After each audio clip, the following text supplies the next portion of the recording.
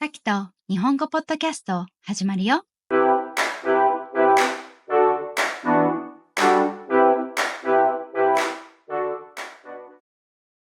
こんにちは、さきです。みんな元気に過ごしていますか？私は先週1週間、家族でフロリダ州のデスティンという町に旅行に行っていました。フロリダは少しだけ行ったことはあるんですが、こんな風に長く過ごすのは初めてでした。この街は白いサラサラの砂ととても澄んだ美しい海で有名です。8時間ぐらいの運転でテネシーの私が住んでいる町からは行けます。なので、ここに住んでいる人たちにとっては人気のビーチです。と言っても、フロリダに住む友人はそのビーチのことを知りませんでした。海は私自身大好きで、日本でも海から約10分とかの場所に住んでいたので、生活の中に普通に海がありました。やっぱり海の近くで育った友人は、何が恋しいって海が恋しいと言います。特に海から何時間も離れていると、皆さんの中でもその気持ちがわかる人もいると思います。そう。で、そのフロリダのビーチでびっくりしたことがあって、岸というのは英語で shore なんですが、その岸から近いところにたくさんのサメがいたということなんです。桟橋に行くと上から海が見えるじゃないですか。桟橋というのは英語で pier のことです。その桟橋から見たらですよ、サメがたくさんいたんですよ。と言っても小さいサメだったと思うんですけど、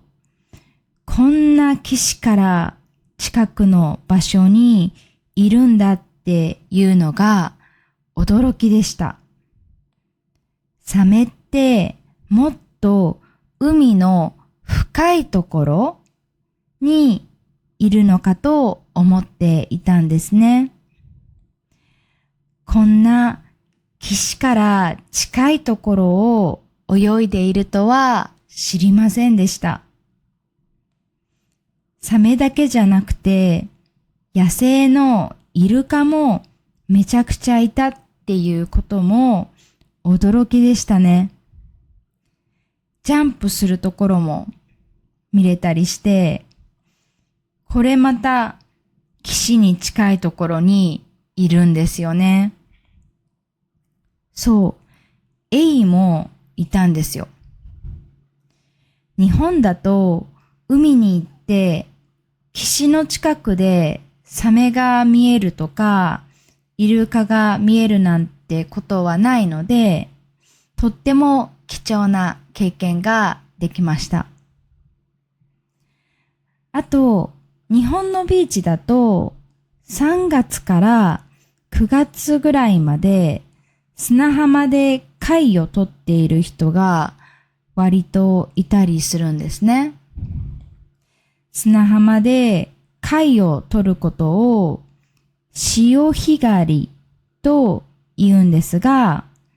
潮干狩りは子供も大人も一緒になってやっているのを日本ではよく見ます。アメリカのビーチにはいくつか行ったのですが、貝を取っている人は見なかったですね。もちろん砂浜で遊ぶ子供たちはたくさんいたんですけど、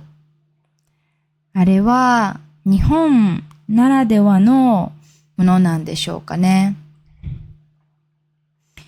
なんかアメリカでの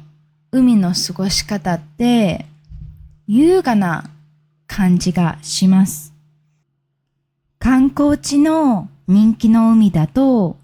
パラソルとリクライニングの椅子が砂浜にきれいに用意されている場所も多いじゃないですか。それをお金を払って使わせてもらって本を読んだり日光浴をしたりっていう、私たちが泊まったコンドも海の目の前にあって、宿泊代にビーチでのパラソルと椅子代が含まれていました。だから今度のリストバンドを見せたらいつでもその準備がされている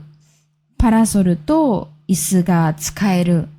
みたいな感じでしたね。そして優雅な感じで過ごす予定だったんですが、なんと7日間の滞在のうち5日間が曇り、雨、嵐がずっと続いている感じでした。なので、海辺で優雅に過ごすどころか、部屋の中で時間を過ごすことも多かったんです。ありがたいことに、そのコンドにはたくさんの種類のプールがあったので、子供たちはプールで曇りとか雨の中でも楽しめました。でもやっぱり私は海を楽しみに来ていたので、そこであまり時間を過ごせなかったのは残念でしたね。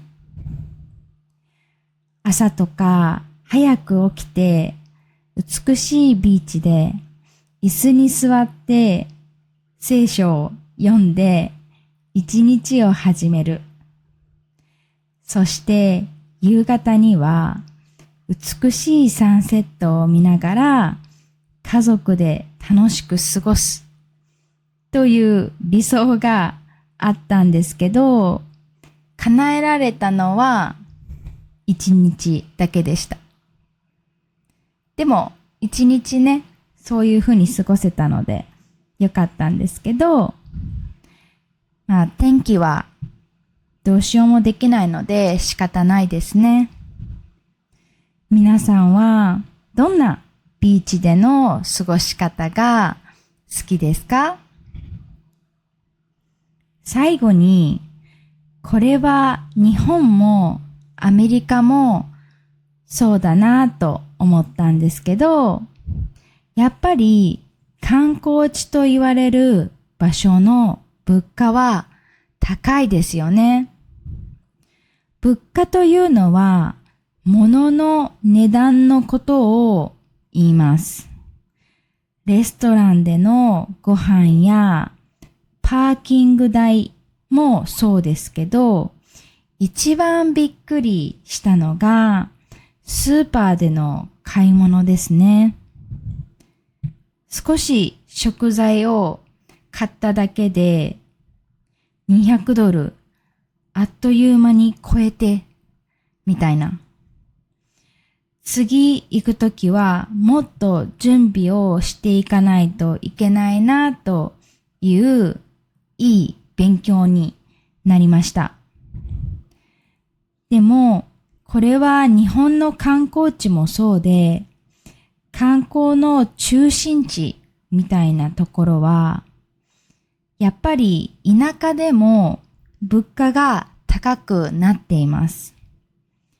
そこの田舎に住んでいる人に合わせた値段ではなくって、